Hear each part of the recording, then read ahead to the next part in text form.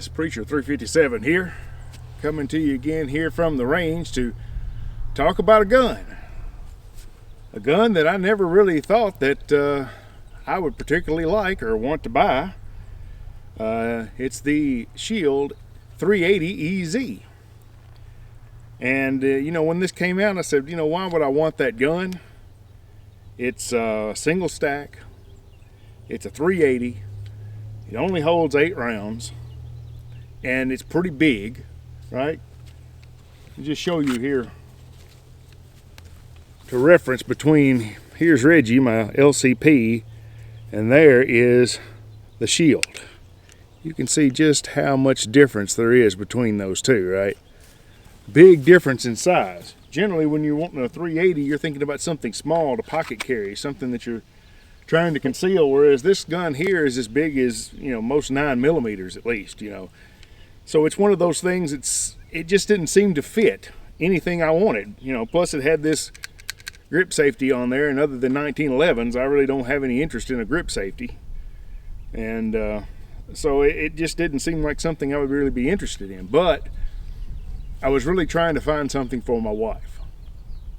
And so I was thinking about something that she would like. Well, she's recoil sensitive, so 9mm is just a little more than she's comfortable with. But I wanted something a little more powerful than 22, which is about all she would really shoot. She didn't like my LCP in 380. So I said, well, this might be an option. Plus, she is not, the strongest either. As far as racking the slide, she has a little trouble with that. So that made sense from that standpoint as well. And so I said, well, maybe this would be a good option.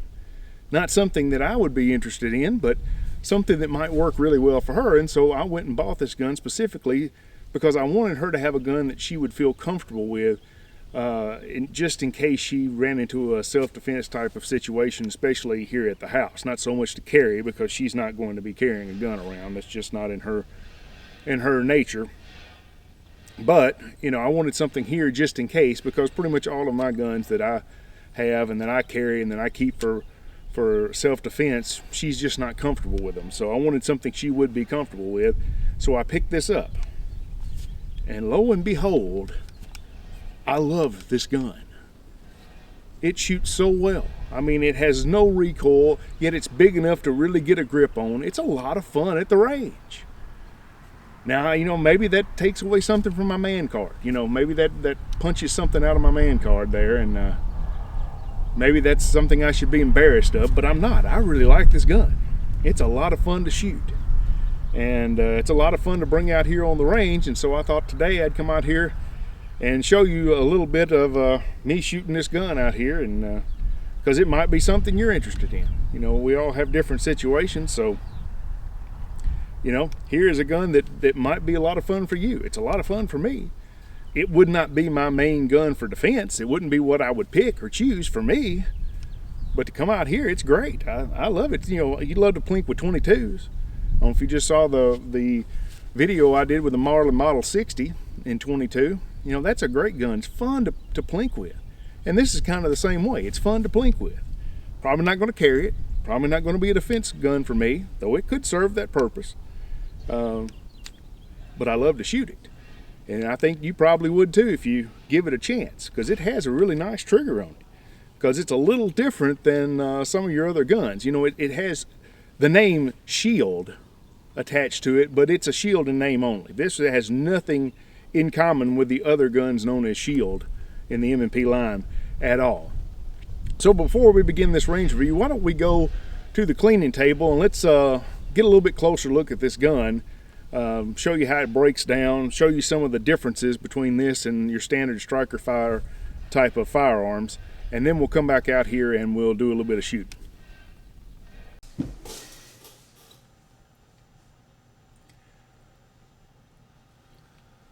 All right, guys, we're in here at the cleaning table now, and I've got the Shield 380 EZ in front of me here. I thought I would just take it down and show you some of the things about this gun that are a little bit different than some of the other polymer framed guns that are on the market right now. Just looking at it, obviously the thing that stands out is this grip safety right here. That's something that you don't normally see on these types of guns, other than maybe, you know, the Springfield XD series has this. But, you know, it really is something that harkens back to the 1911. And there's some other things about this gun that also kind of remind me of a 1911. One other thing to note on this that's different is that the extractor on this gun is on the top of the slide. And that's definitely different. Usually you see the extractor on this side here of your slide, right off the ejection port right there. But this one is on top of the slide, which is definitely a different place to put it than I've seen before. But it seems to work. Doesn't seem to be any issue with it. I'm not sure if it aids in the slide being easier to manipulate, if that was part of that. I'm not sure why they chose that, or if it had something to do with the way the slide was designed and the safety mechanisms and the trigger bar and everything else. I don't know if all of that had something to do with them changing the placement, but anyway, it is on top, so that is definitely a difference as well from all the other guns that you see on the market right now, because I don't know of any others that have that there. So, not off the top of my head at least. I'm not saying there's not any, but that's definitely a difference. But we'll start by breaking it down, and it breaks down very similarly to other M&Ps. You know, it has this takedown latch right here that you rotate down, you know, much like what you would see on the Beretta 92 or, you know, the other M&Ps obviously as well. There's a lot of different guns that use this sort of takedown method. With the regular M&Ps though, in order to remove the slide, you release the slide and then you would normally pull the trigger, or there is actually on the M&Ps, there's a place down in here that you can stick a tool and disengage the striker so you don't have to pull the trigger, but everybody I know just pulls the trigger. So, but normally you would pull the trigger just like you would on a Glock, but on this one you don't have to. It just comes apart, just not easily. This is what always seems to happen with these, is it gets stuck and then suddenly it comes off. I don't know why. It happens all the time. Sometimes it just slides right off. Sometimes it seems to get stuck, and I don't really understand why. I'm not sure what it's sticking on exactly. But if you just mess with it a little bit, it'll come off. And it's a little bit frustrating at first, but you know, if you just mess with it a little bit, it will come off. And here on this side, you have got a polymer guide rod and recoil spring here, but it's got a shape on the end of it. It's not round like you would normally see with a guide rod. Normally the guide rods are just round on the end, they go in a round hole, but this one does not. Let's go ahead and pull the barrel out just like you would any other barrel. You can see there in the slide maybe that hole that the guide rod goes in is actually a different shape. It's not round. It's sort of an oval sort of thing, an oblong sort of shape, and it has to go in there a certain way. So that's something that's a little bit different. It has to fit in that hole perfectly as you put it in, and then there's a spot here you can see with where it rests on the barrel as well, where it locks into the barrel. So that's a little bit different, but here on the frame with the trigger, you can definitely see something different here, because this is not a striker fired gun. This is a hammer fired gun. This right here is your hammer. And when you pull the trigger, that hammer goes forward. Like you can see there, the hammer is now in the up position. It's in the forward position as it would be after it fires. Then of course, when the slide cycles, it will reset the hammer. And then the trigger is reset and ready for another shot. This is a single action gun. So it's similar to a 1911 in that respect as well. This does not appear in any shape, form, or fashion to be a double action to me. Some of your polymer striker fired guns are actually somewhat of a double action in that they actually pull the striker back a little bit. The striker is preset, it's pre-cocked to nearly the full position but the trigger pull will pull it back just a hair more before releasing it. This one does not appear to pull the hammer back any further. The hammer appears on this one to be completely in the fully cocked position when it is back. So when the slide cycles, it fully cocks the hammer. And so this is truly a single action pistol here. Much like a 1911, although a 1911 obviously has an external hammer, whereas this one is an internal hammer. Very interesting operation here.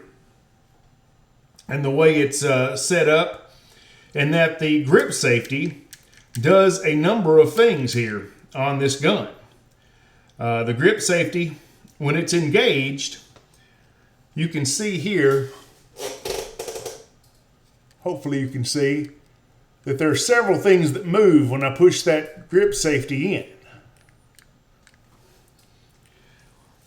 And what it does is, number one, this little bar right here pops up, and that is for the firing pin block on the slide. On the slide here, you can see the hammer is in this section of the slide. Of course, obviously the slide would be the other way around, and it goes forward and hits the firing pin right there. But in the frame right there on that side, there is a firing pin block.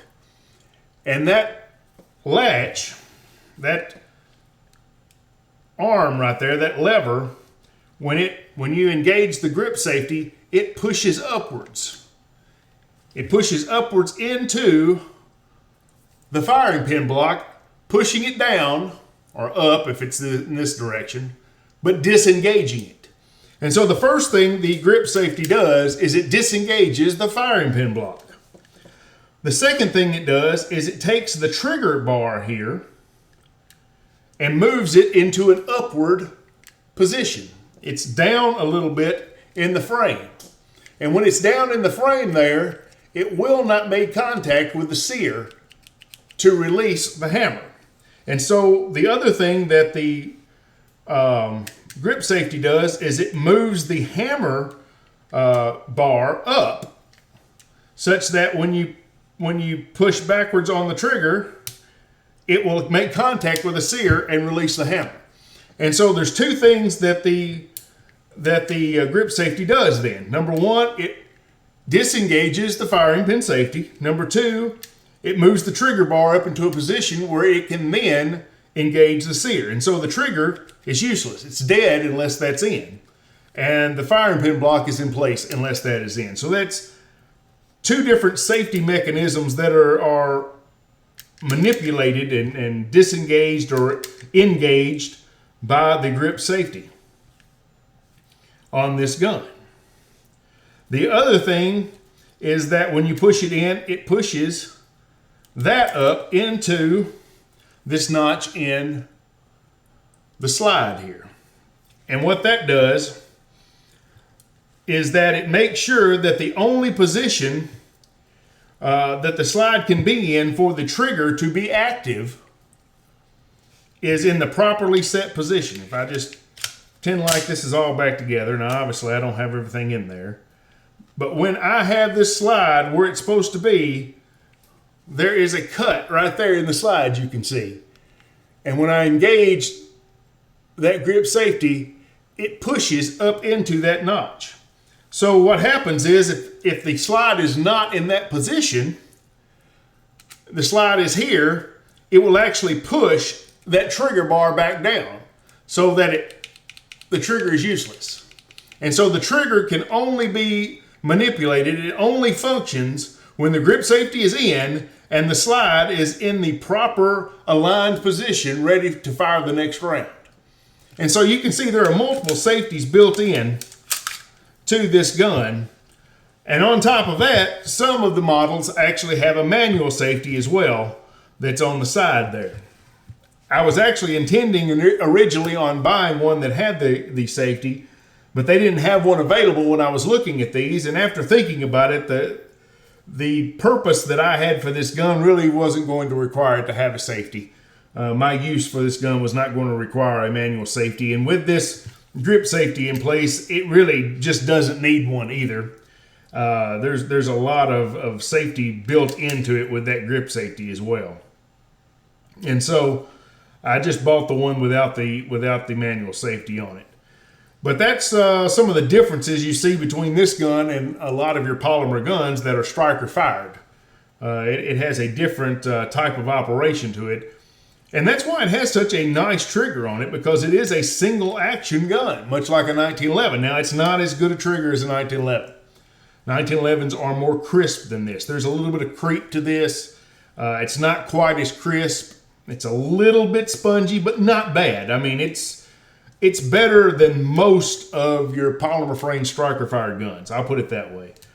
It is a really good trigger, and it's a real joy to put this gun in your hand. It's very ergonomic.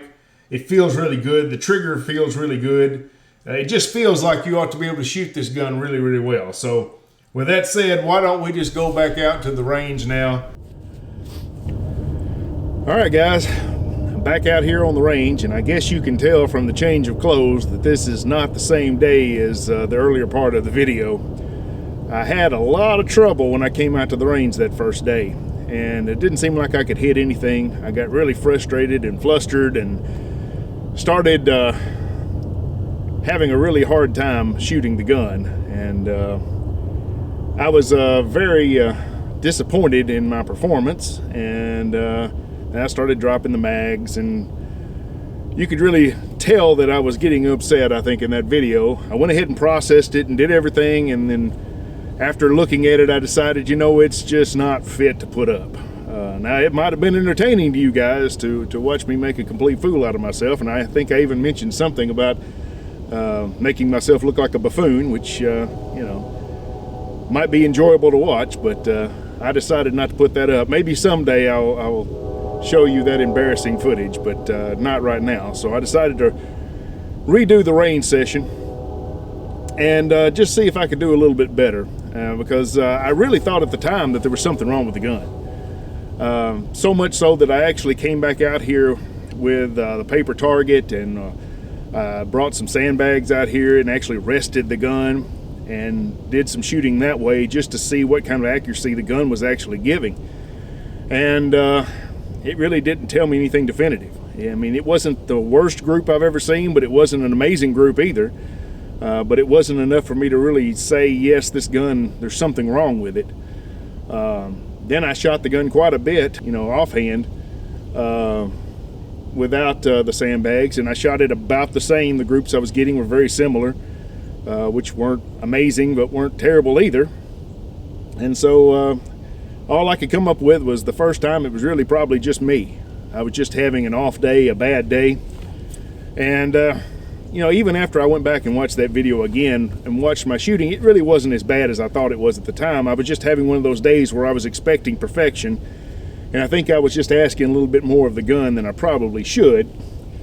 The original Shield is a gun that I didn't buy for several reasons. One reason was that the 40C, the C guns, the M&P Cs, or whatever you want to call them, they call them subcompacts now, were a shorter grip, and so they seemed like they would carry better anyway and carry more rounds. And so I went with the 40C instead of the Shield when I was looking for a carry gun. And the other thing was my cousin had a Shield in 9mm, and I didn't shoot it very well. The grips on those guns are extremely thin. I mean, extremely thin. So thin that it didn't feel like I could get a good purchase on the gun. It was so small, it felt like it was rolling in my hand back and forth. Yeah, this gun is safety checked. Don't worry. I'm not going to shoot you. But it just felt like it was rolling back and forth in my hand where I couldn't get a good grip on the gun. And I think that was the problem with me shooting that gun. Now, my cousin also went and bought a 45 Shield, and it seemed like I shot that a little bit better. It felt a little bit bigger in the hand. Now, there wasn't much difference, but I guess it was enough difference that I was able to shoot it a little bit better. And so maybe that's the case here, because this is fairly thin, but maybe that's part of the problem. I don't know. The thing about this gun is it feels really good in the hand. It feels like it's a full-size gun, even though it's not a full-size gun. I shot that M&P 40 full size in the video I did not long ago about the whole family of the M&Ps. And I shot that gun really well out here. Well, the reason why is because it's got a longer sight radius, right? It's a bigger gun, bigger sight radius. And even though this feels really good in the hand, that one feels even better. It feels your hand even more than this one does. And that sight radius makes a big difference. And that's why you can shoot a rifle so much better than you can shoot a handgun. That sight radius just gives you such a better aim than this short sight radius on a pistol. Plus, it's easier to control it when you've got both hands on it and you've got it a point of contact with your shoulder as well. It's easier to remain steady with it. There's a lot of reasons you can shoot a rifle better. But you know, if you were to take a 8 3/8 inch revolver, you're going to shoot that a lot more accurately than you're going to shoot this here. That sight radius makes a huge difference. And so maybe that has something to do with it. I was just expecting more of the gun than I should have, or maybe I was expecting more of myself with the gun than I should have. And I was just having a really bad day, and once I was not shooting as well as I'd like to, I got frustrated, and it got under my skin a little bit. And then once that happens, you know, you're just done for. So that's kind of the situation I think that was going on that day. So I decided to re-record the video. And so I came out here yesterday actually and re-recorded the video. And I really liked what I did. I thought I did a really good job on that video. And I had it all processed, ready to post, and I pulled it up and there was something in my beard. Something in my mustache right here. It was just glaring and just staring at me. And I was like, I can't post that like that. Hear the woodpecker back there in the woods. I know some of you guys are kind of surprised to hear that I had something in my beard, because, you know, as big as this channel is, I'm sure most of you thought I had a professional makeup artist and a professional groomer that got me ready before all of these videos, because how else could I look so nice out here, you know, every time? But no, I'm just a everyday average guy. And, you know, I looked in the mirror before I walked out the door and said, I look all right. Yeah, apparently I got something in my beard. I don't know what it was, but it was just staring me at the face every time I looked at it. And I said, I can't post that. I just look terrible. So I'm going to redo it today. Third time's the charm, right? Well, if you count that range test I did with the sandbags, this is the fourth time. This is the video that just never would be, right? I've not had this much trouble putting together a video for a handgun as I've had for this one. So, you know, maybe when it's all said and done, it'll have been worth it. I don't know.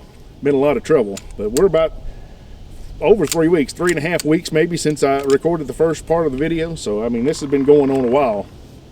But I'm going to shoot a little bit today. I've got some Monarch, which is manufactured by PPU. It's an Academy brand that they have. And then I've got a bunch of hand loads I'm going to shoot as well. But let's just throw a few rounds down range, see what we can do. I'm not going to make the mistake I did last time and shoot 1,000,000 rounds, because I just kept shooting and kept shooting because I was trying to figure out what was wrong. I was trying to do a better job, and it just never happened. And I kept slinging lead down there at that 80-yard plate because I was seeing the rounds just going everywhere, and I was trying to figure out why. And, you know, I don't know exactly what's going on with that, but you know, at 380 is not exactly the best long-range cartridge. It's pretty slow. You know, there's not a lot of energy behind it. So when you start getting out beyond self-defense distances, you're really pushing it with a 380. But let's go ahead and shoot a little bit and just see if I can do any better this time than I did in the first video, which I know you hadn't seen.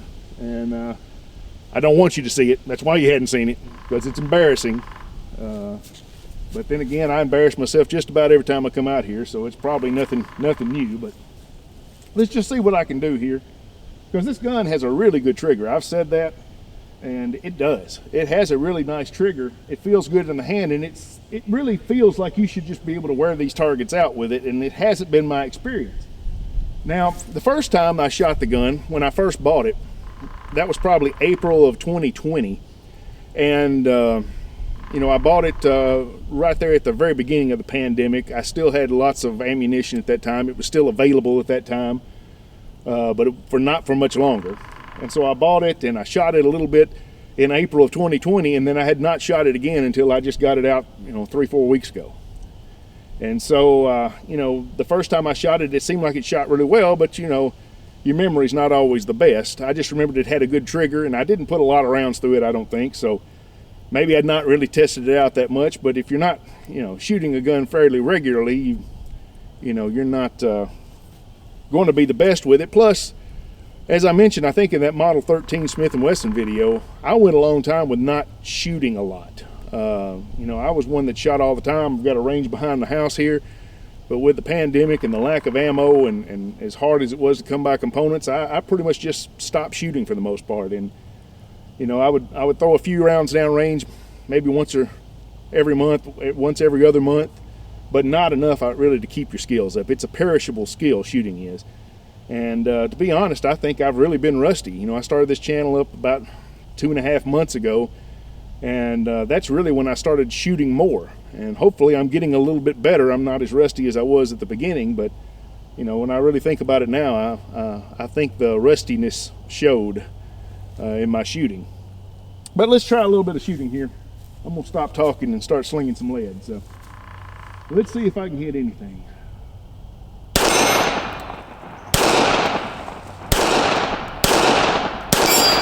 Yeah.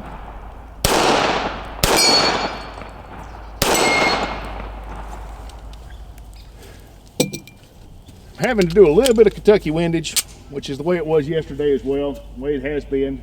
Have to hold to the right just a hair because it is shooting a little bit to the left, I believe. Let me I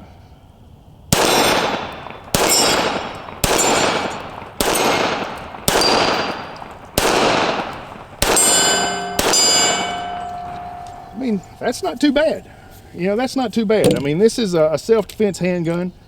I'm hitting man-sized targets and even smaller than that out at 20 yards. I mean, how often are you going to be expected to hit something small in a self-defense situation at 20 yards? It's just not likely to happen. I mean, I've got 4-inch and 3-inch plates out there at 20 yards. I mean, that's pushing it a little bit for a handgun, especially one that's not a long barrel. You know, I may be asking a little bit more of myself because the gun's probably capable of that kind of accuracy. Though, then again, you know, when I think about, you know, when I shot it off the sandbags, I don't know. I mean, it was not the kind of accuracy that I was expecting or I was hoping for. Like I said, it wasn't terrible, but at the same time, even off the sandbags, I was having trouble hitting the smaller plates in that range test. So, you know, I don't know. It just may not be inherently as accurate as I want it to be, but I really think it's probably still me. Even when I had the sandbags out here, I'm sure I was doing something wrong. It's usually my fault. If you don't believe me, just ask my wife. She'll tell you.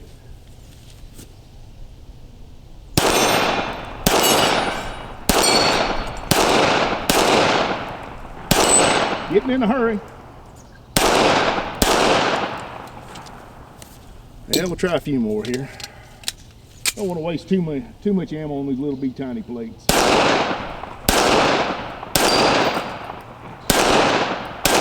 That one's actually turned a little bit, so I'm not likely going to hit it.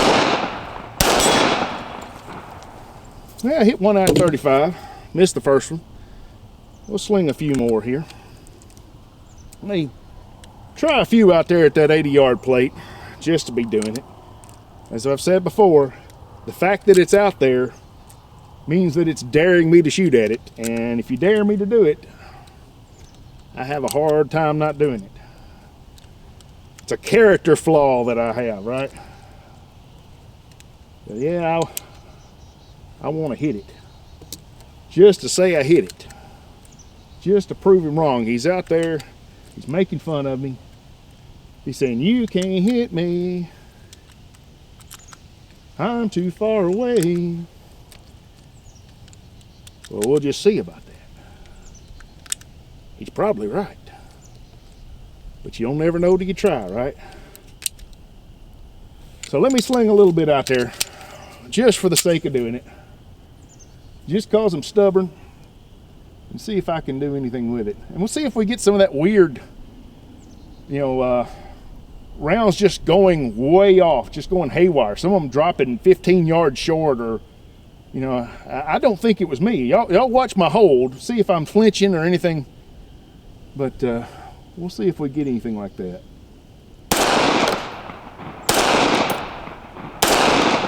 I don't see where those are going. All right. right beside it. Now that one went way short, didn't it? Right beside it. Well, let's try one more mag out there, and then I'm not going to waste any more ammo on it. I mean, I was getting awfully close, so it's tempting.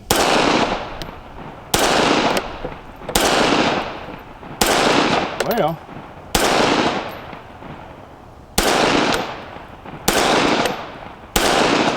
I actually hit it once yesterday. Maybe I'll just edit in that version, so make myself look a little better than I am, because I always want to look better than I am. I want everybody to think that I'm perfect. And you know, when I come out here and I don't hit stuff, I want you to think it's the gun and not me, because I want you to think I'm the greatest shooter that's ever lived. You know, we all want to be better than we are, right? We always want to look better in everyone else's eyes than what we actually are. I've tried to convince my wife of that quite a bit, but she's always wanting to tell me the truth, and I don't want to hear the truth. I want you to praise me. I want you to tell me how wonderful I am. I don't want you to point out all my flaws, right? Not that I have any flaws, but, you know, speaking hypothetically, if I had flaws, she might be pointing them out to me. But who likes to hear that? I know I'm not perfect. I'm far from it. Especially when it comes to guns. There's guys out there who can shoot rings around me. Don't make me enjoy it any less, though. Doesn't make me want to not come out here. It makes me want to shoot more. It makes me want to get better. And that's what I really want everybody to see when they watch my videos. They want to see me getting better. They want to see me enjoying what I'm doing. This is about me promoting the joy of this sport, the joy of this hobby, right? You don't have to compete in competitions, and I would love to do it. Unfortunately, most of them tend to be on Sundays, and as a preacher, that's just kind of out of the question. So I really don't do any of the competing in the IPSC or USPCA or any of that stuff there. Love to do some cowboy action shooting. I think that would be really cool, but you know, I don't do any of that, but it's still a hobby. It's something I enjoy. It's something I spend a lot of time on. My wife will tell you I spend a lot of money on it too. That's the unfortunate part of shooting, is it's not as cheap as it used to be.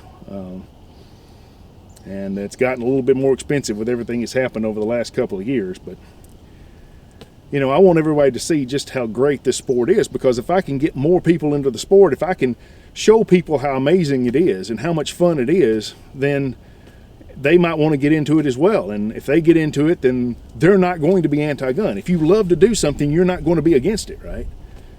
And so my hope is that I'm promoting gun rights by making people want to do what I'm doing, because I do have a blast doing this. I like to come out here and shoot guns and even talk to a camera and crack a bunch of stupid jokes while I'm doing it. And, you know, it's just part of the experience, right? And I watch a lot of videos on YouTube of people shooting guns, because even when I'm not shooting guns, I want to be shooting guns, right? Kind of live vicariously through other people, so I'm offering a chance now for you to live vicariously through me. How nice is that of me to do that for you? So let's shoot a little more here. Let's go out to 35 again.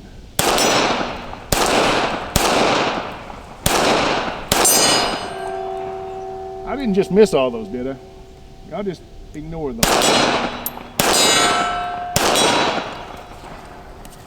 Getting in a hurry, not really paying attention to my sights, pulling the trigger before I should, getting a rush, and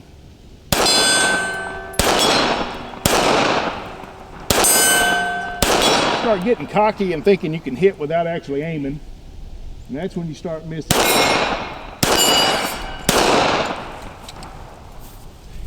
Well, I'm going to load up 2 more mags, and then I'm going to let you guys go. Be honest, it's shooting as well as I can expect it to. And, you know, after I got off camera yesterday, I actually threw a bunch more rounds down range. And after I stopped thinking about it, because I knew the camera wasn't on me anymore, and I was just shooting for the joy and for the fun of it, it's amazing how much better I started hitting when I wasn't really concentrating on the fact that I might miss, right? Because I don't want to miss on camera. I don't want people to look at me and say, why is this guy making gun videos when he can't even shoot a gun, right? And so you're sort of self-conscious about those kind of things. I guess there's some performance anxiety in that, just like with any kind of performance you might do. You might get stage fright. Sometimes when I preach, you know, I've been preaching for, you know, decades. And sometimes still before I get up, you know, I get a little bit of nerves, right? You kind of worry a little bit that you're going to get up there and make a fool out of yourself and mess up. And sometimes you do. You just have to roll with it, right? And sometimes I get out here and make a fool out of myself on camera. But I still post it, still let everybody see it, because I want to be as real as I can be.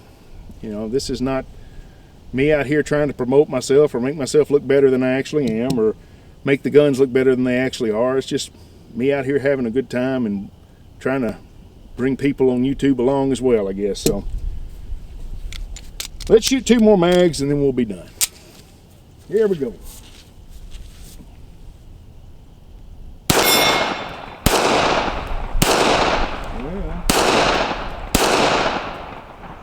What I'm doing now.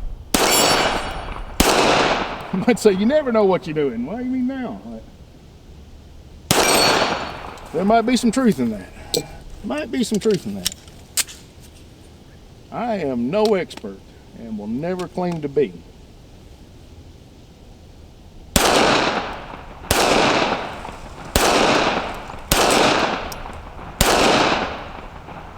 It seems like the point of impact has changed or something. That's weird. Well, I can't end on a miss. And I was holding to the right just like I had been, and I wasn't hitting nothing. I don't know. Kind of strange. I'm going to load 1 more mag. I said I wouldn't, and I'm going to because I can't end on a miss. Not going to load 2, just 1. I'm going to figure out what I'm doing here. This is kind of what happened to me the other day. And I let myself get all kind of frustrated, and then I started acting like an idiot and just slinging lead everywhere and stumbling around. And all right, I'll take my time, slow down and see if I can't hit. All right.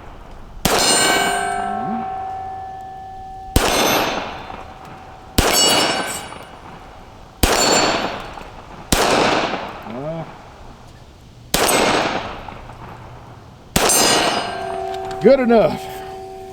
Maybe I'm just trying to go too fast. When I slowed down, I did a lot better, didn't I? So maybe that's part of it. Like I said, it may be that it's, you know, when I get in a hurry, it's going back and forth in my hand a little bit because it is really, really thin. And I'm not bearing down quite enough on it, but it is what it is. It is a nice gun. Be a good gun for self-defense at self-defense ranges. I have no doubt about that. Whether you like that grip safety or not, or whether you want an actual manual safety on there or not, it's up to you. You know, grip safeties aren't my favorite thing in the world, because you know, if you don't grip it right, it ain't going to fire. Which hopefully, you know, it's not something that ever happens to me. I've never run across that with this gun, but some people might have trouble with their grip not activating that grip safety. And we talked about the different things that grip safety does, and the way it's designed, without that pushed in, it's not going to work. But anyway, guys, appreciate y'all coming out. Maybe I finally got a take here that I can use, and I'll be able to get this video up. But I appreciate it. God bless you. Y'all take care, and we'll see you next time.